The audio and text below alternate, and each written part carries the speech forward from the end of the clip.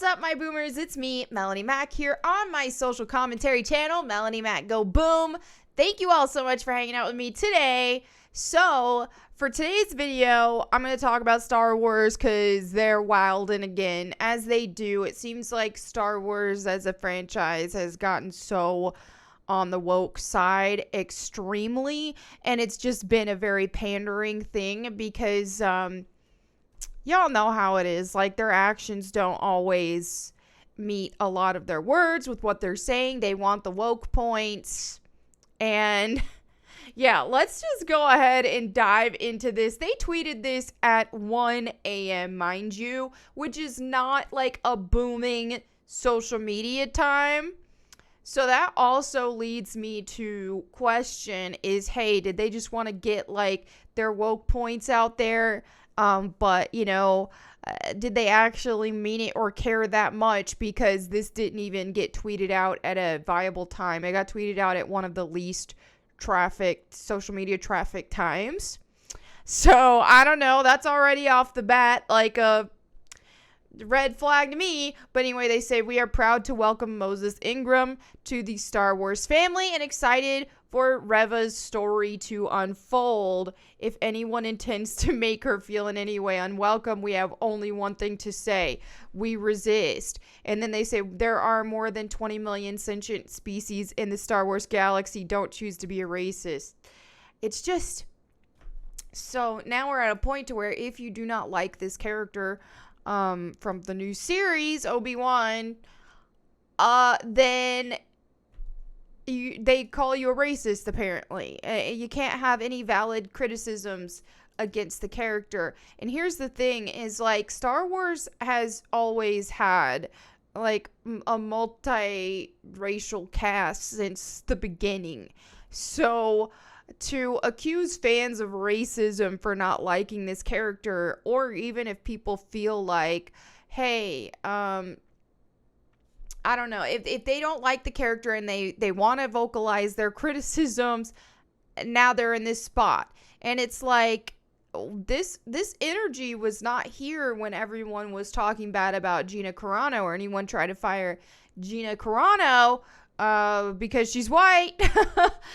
But like, so then they ended up even firing her, obviously. And that's why I haven't even seen anything new from them since I watched the first 2 seasons of The Mandalorian, and I actually really liked them.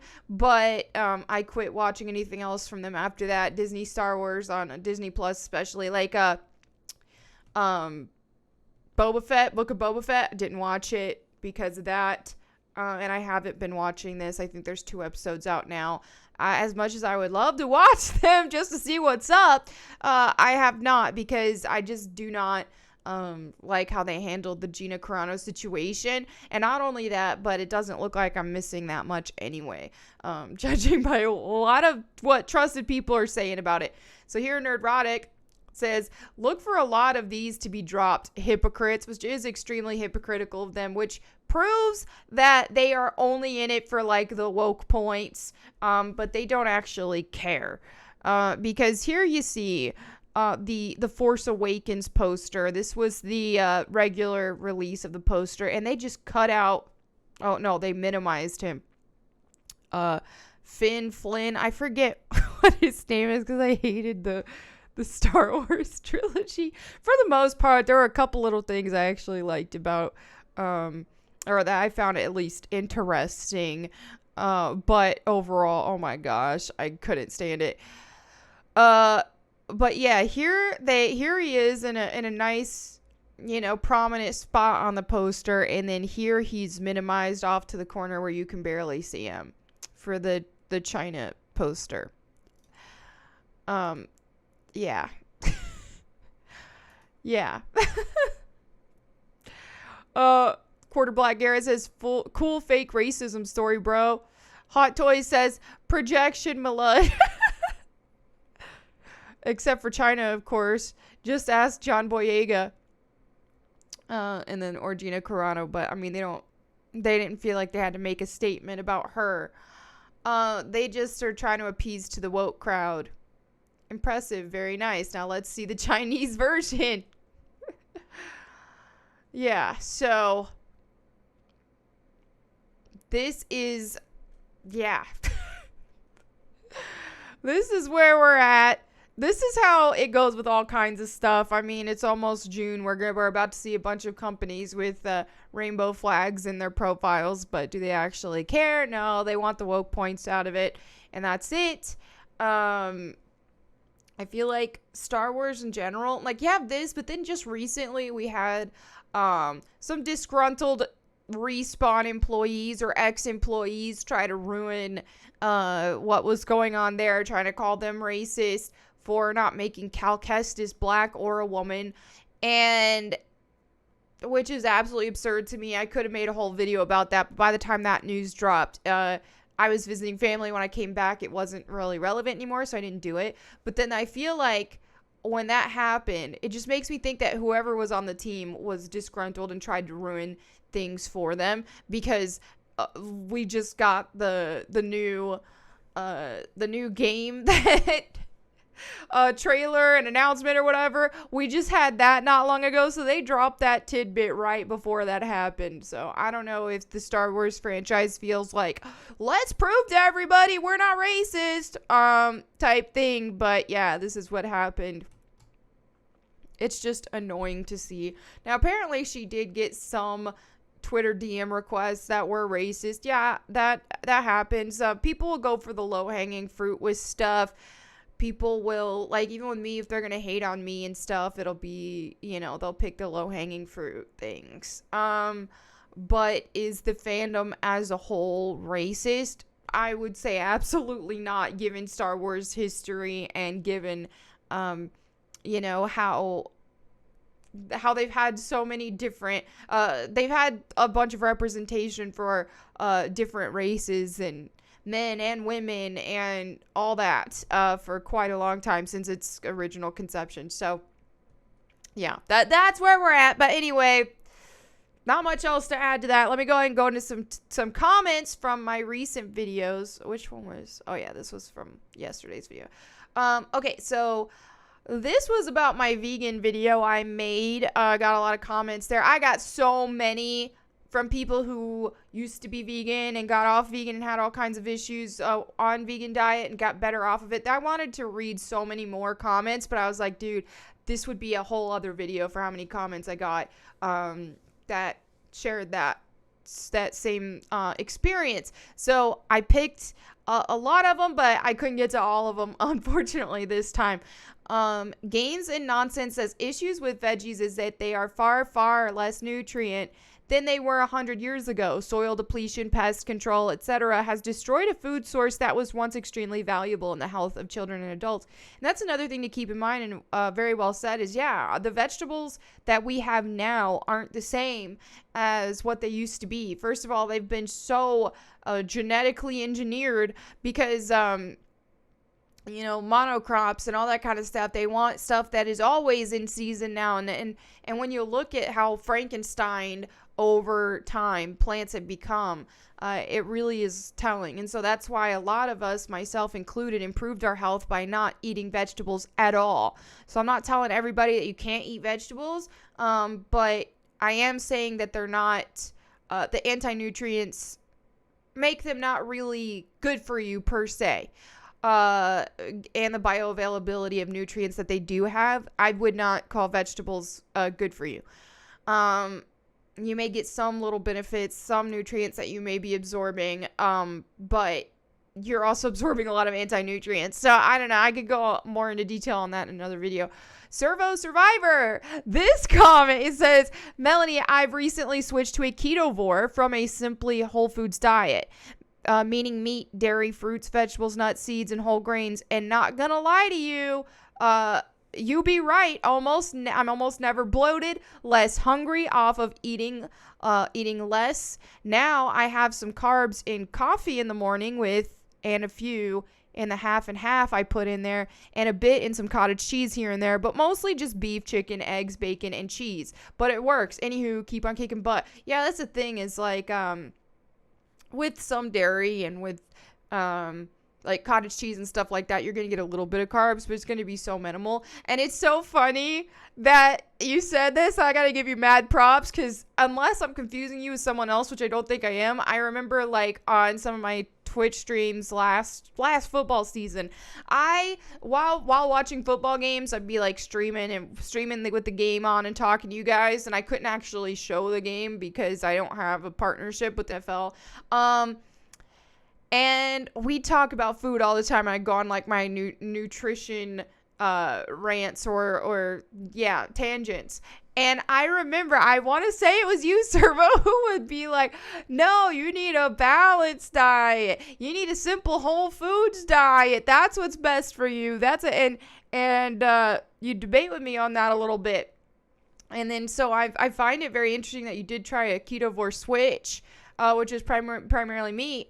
Like you said here, you got meat, chicken, bacon, cheese, with some cottage cheese, half and half in your coffee and all that, and that you have experienced a lot better benefits. So first of all, you're awesome just to even be able to say, hey, you know what? You were right.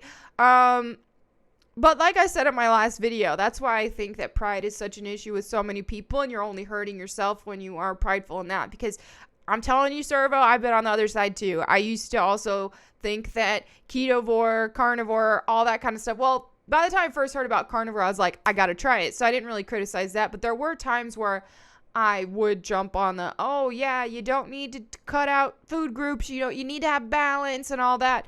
And then, like I said in my other video too, I was full vegan at one point. And so there are times where when we try other things, we're like, whoa, wait a minute. I was wrong. And to be able to admit that only helps yourself. So very good. Very, very good. Shaz says, I gave the keto paleo diet / paleo diet, I gave the keto / paleo diet a try back in early February after watching your video and never looked back. I've lost 32 pounds with minimal effort. Cutting out sugar completely and severely reducing my carb intake has been world changing. Thanks for giving me the kick I needed to get my health back in order. This is amazing. I'm happy to hear that. And I'm telling you guys, ever since I've been vocal about this, there have been tons of people who have been giving it a shot, and it's unanimous. Everyone's like, oh my gosh, life changing. And that's why I share it, because that's what happened to me. Life freaking changing.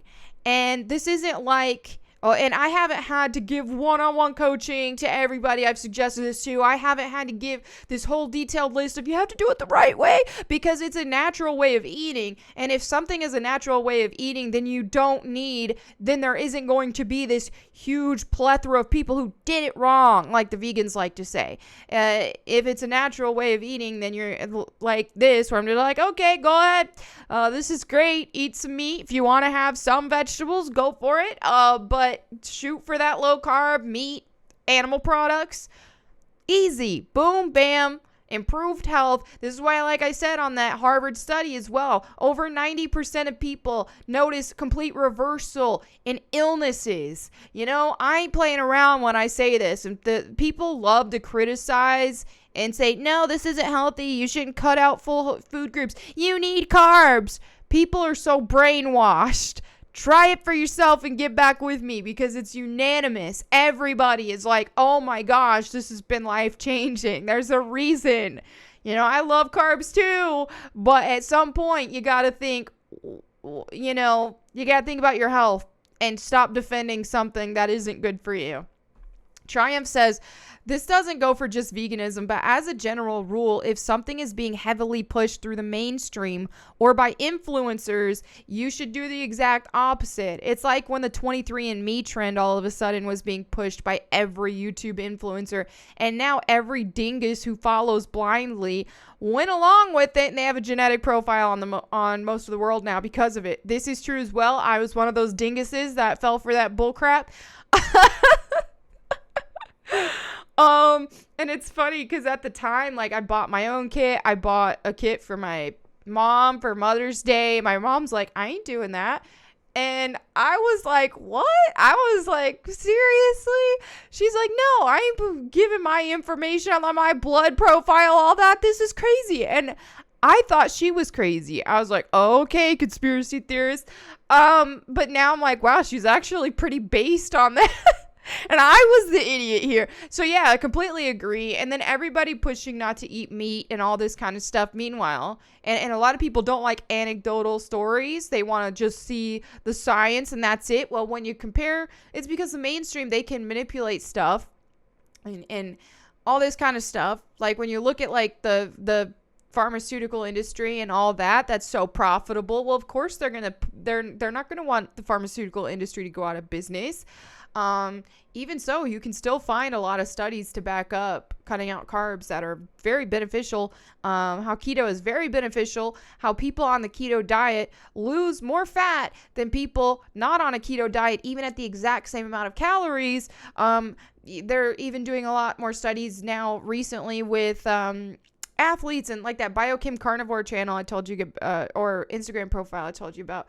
She goes a lot into that as well, and you're finding better performance with running on fat and not carbs, not glucose. You're finding better performance. You're finding just all these benefits. So even though that aside, though, if you just look at the anecdotal evidence, it's like, well, how come with veganism there are countless people, and I'm one of them, who reported having so many health issues and had to quit because of it?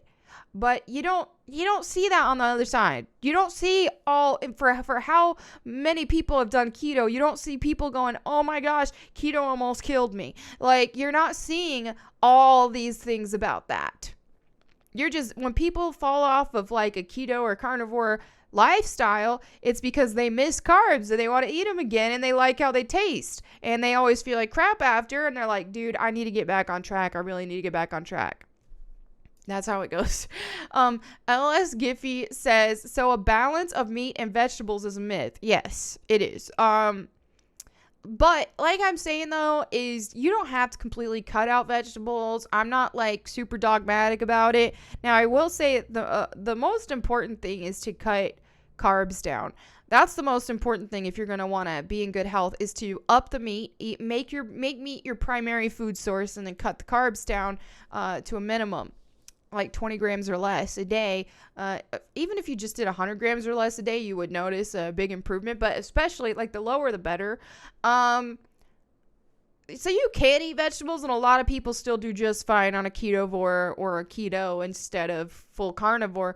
But I do think that cutting out vegetables is optimal, and especially if you have some sort of illness, or even if you're like, yeah, if you've got some sort of illness, you got some sort of autoimmune disease, even something like that, if you go full carnivore, you're probably going to notice a drastic improvement. Myself, with having endometriosis and all that, going full carnivore did a lot more than keto did.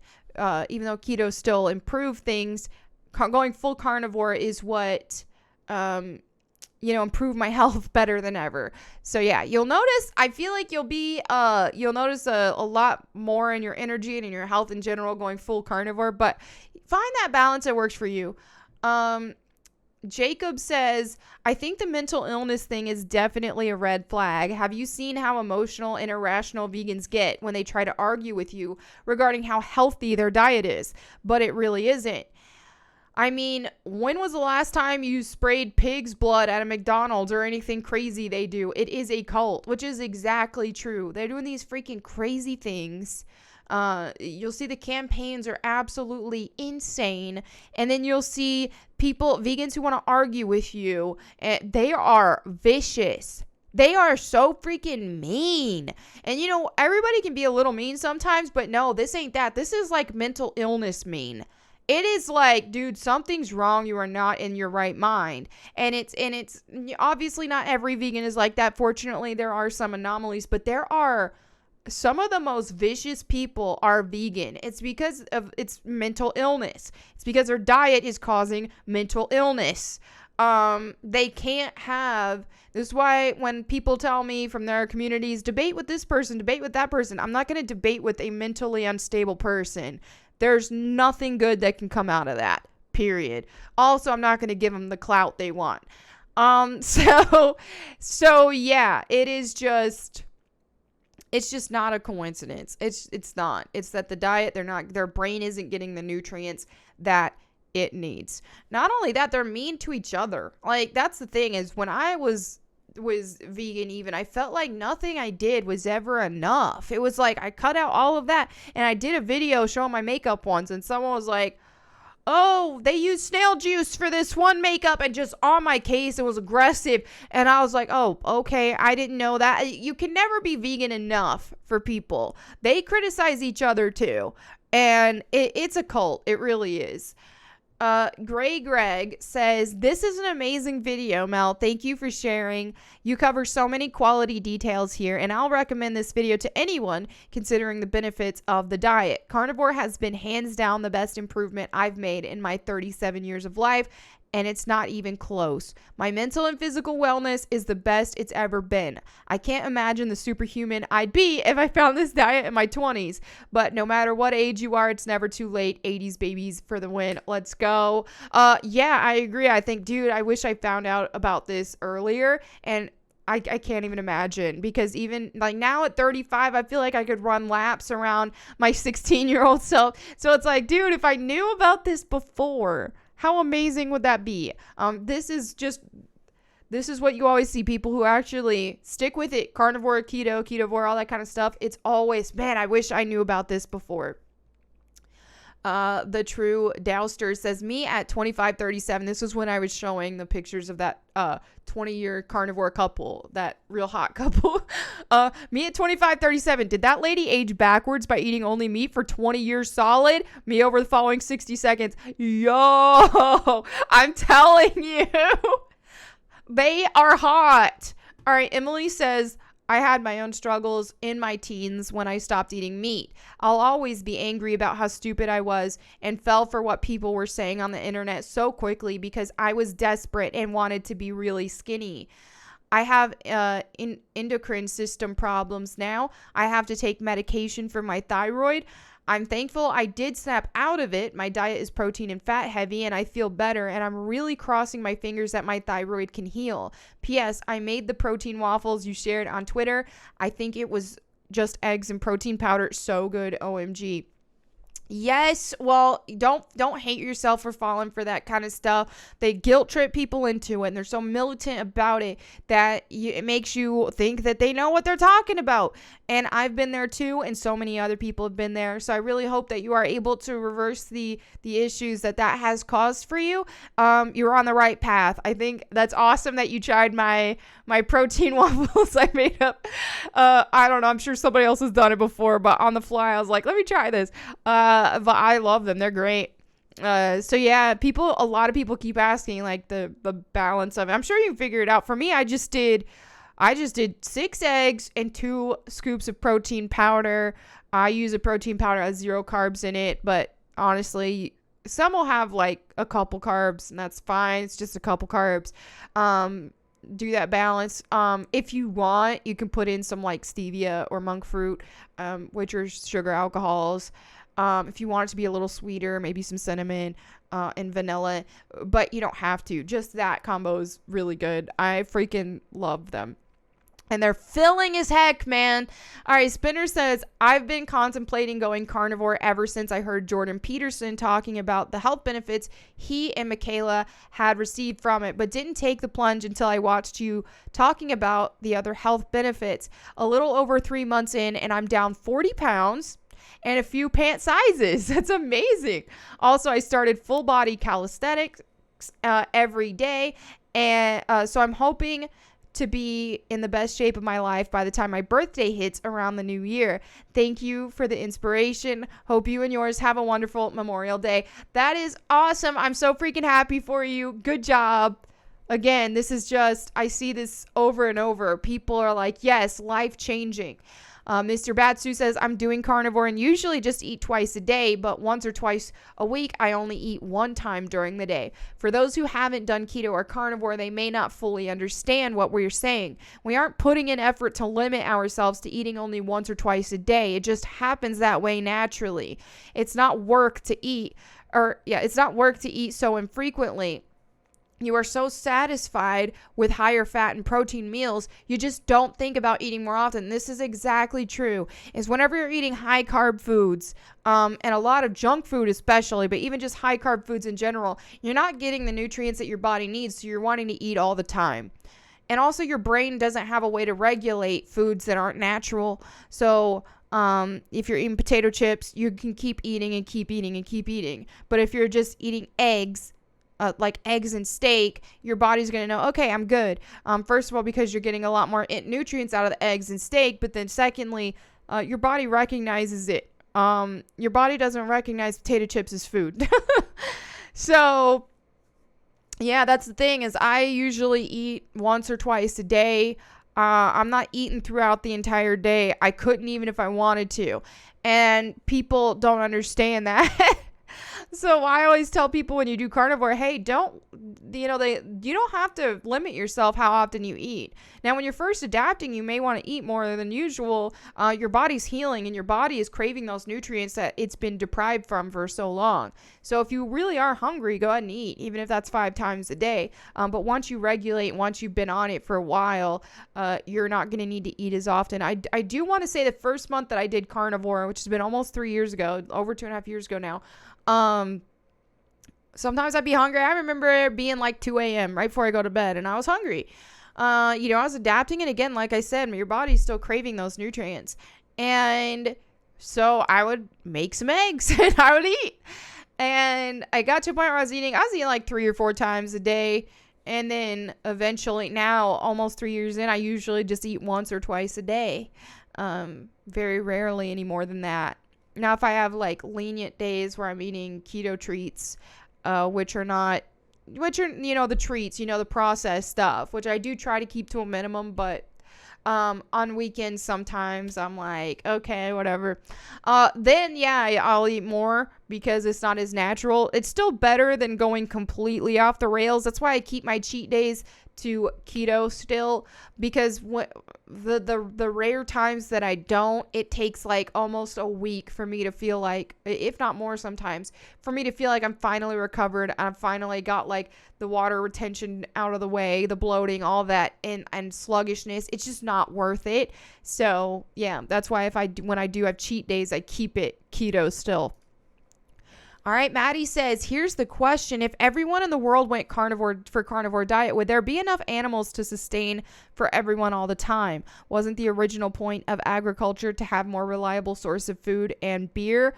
I don't have all the answers for this, but like I said in my other video, like 1 cow can sustain a person for almost a year. Now, that would be only if you're only eating beef. Now, imagine if you're eating beef and pork and chicken and all that, then yeah, 1 cow will definitely last you a year, and then however many chickens and pigs would be required. But it would go a long way for a lot of people. And you think about I think it could work. I think it could work because when you have more, you're going to have more people who are more farmers, more production, and then just less plant production. I think I don't see why it couldn't work. But that's just me. If anybody else is more knowledgeable about that kind of specifics on that side, let me know in the comments. Joseph says, great video, Melanie. I've been trying to share some of Dr. Berry's content with my family, and it's very hard to not get pushy with them. My father is pre-diabetic, and my brother-in-law is one of those diabetics that is like, I'm going to eat what makes me happy, and doesn't care any advice. I will say I can be the same way. I can be a little pushy with things, with my family, with friends, because I care. And my best friend, she tells me like, she'll joke around with me because of how pushy I was with her, because I was. And, there were times where I'm like, you know what, you're going to do what you're going to do. I'm going to back off. And you have to be able to tell yourself that. But we get pushy because we know that they would not regret it. And so I was like that with my best friend. I was really pushy with her with it. She complained about being fat and all that kind of stuff. And I'm like, girl, get on this. And also she has endometriosis. I'm like, get on carnivore. It's going to help you. It helped me. And so she would try it for a little bit and fall off because she would miss carbs. And she knew it worked because she would do it for like a couple weeks or so at a time and notice a lot of weight loss. She would notice improvement in her hormones, all that kind of stuff. But then she'd fall off the wagon. And so she never was consistent with it. And so I was on her case about it a while, finally backed off. And in her own time, she decided enough was enough. She was feeling sick and tired. And she stuck with it. And now she's lost over 50 pounds. She looks amazing. Her endometriosis symptoms just like almost completely gone. And she is constantly, I'm telling you, it's at least a couple times a week. She'll just have one of those epiphany moments. Melanie, I love you. Thank you so much. Thank you so much for being on my case about this, because this changed my life. This changed my life. I can't thank you enough. And I'm like, hey, you did it. You put in the work. Same thing with my family. I keep griping to my family about it. Like my mom, she stuck with carnivore for a long time when she first got on it. I'm telling you, huge improvement in her arthritis, massive improvement. She also lost a lot of weight, a lot, and was feeling amazing. Now she will fall off from time to time because of food addiction, because she likes the taste of carbs, don't we all? And she's also a stress eater. So, she was very stressed with her school and stuff. She's graduated now, got her master's, but she was really stressed with stuff and just kind of fell back into old habits. But even then she's like, this is enough. I've got to get back on it. And even when she's fallen off, though, she hasn't completely fallen off the rails. She still would mostly eat carnivore, but she would just have a lot more cheat days than she should have. And she gained some of it back, but she's still, even if you compare to before she started carnivore, she's still in much better shape and doing much better. But yeah, so then my sister-in-law, she hasn't full carnivore. She's keto, which to me, hey, that's amazing. You don't have to go full carnivore. She's keto. She's lost over 50 pounds in 4 months. And I'm telling you, and it looks like she lost even more. And that's the thing why you can't always trust the scale and you got to go by measurements, because holy moly, I can't remember what size she started, but she texted me pictures of her trying on size 8 jeans and she looks amazing. And it's like night and day, her difference. And not only that, but her Crohn's disease is in remission right now. She used to have to take all kinds of medications for health issues, and now she only takes one medication. She's off almost all medications. She is just thriving, absolutely thriving, and her mindset has shifted too, because now she cares about her health. She wants to start being more active and stuff, and she has been. She walks a lot more. She works at a gym, so she does a lot of their little classes and stuff, and she loves it, and she actually loves being healthy because of how much it's changed her life and benefited her life. And so yeah, once you see that, you do want to keep telling people, and ultimately, especially people you care about. And yeah, some will listen, some won't. But at the end of the day, yeah, you can't force it on people. This video is going long because of the comments. I'm talking about that more than the main topic. Let me go ahead and go into the verse of the day. I picked 2 Timothy 2:15. It says, "Do your best to present yourself to God as one approved, a worker who has no need to be ashamed, rightly handling the word of truth." And I get a lot of comments about when I share my faith and stuff from other Christians, and they're like, "You've inspired me to be more open about my faith, and I should be more open about my faith." And that's one reason why I wanted to share this, is because it's that's how we're supposed to be, man. We're not supposed to be ashamed. And I know it's easier said than done, because you will get judged by people. And, as someone, I've told you guys before, I've been a Christian my whole life, and then I kind of, fell off the wagon for couple years or so. At one point, kind of went through a rebellious phase, but I knew once I got back in my faith, I didn't even tell anybody about it for months, because I was like, I remember what it's like to get the criticism you get for it, and for people to treat you different, and for people to yeah, I knew it. But I was like, all right, I gotta be open with my faith, though. It's important. And so I gradually got there. At first I started, let me share the nice fluffy verses of the Bible on my Twitter every once in a while, and on my Instagram stories. And then eventually it just turned into more and more. And then now look at me, I share verses with every video, and I do my little mini sermons, So yeah, you can do it. I believe in you. But anyway, there you have it for today's video. Thank you all so much for hanging out with me. I will see you all tomorrow. And in the meantime, go boom.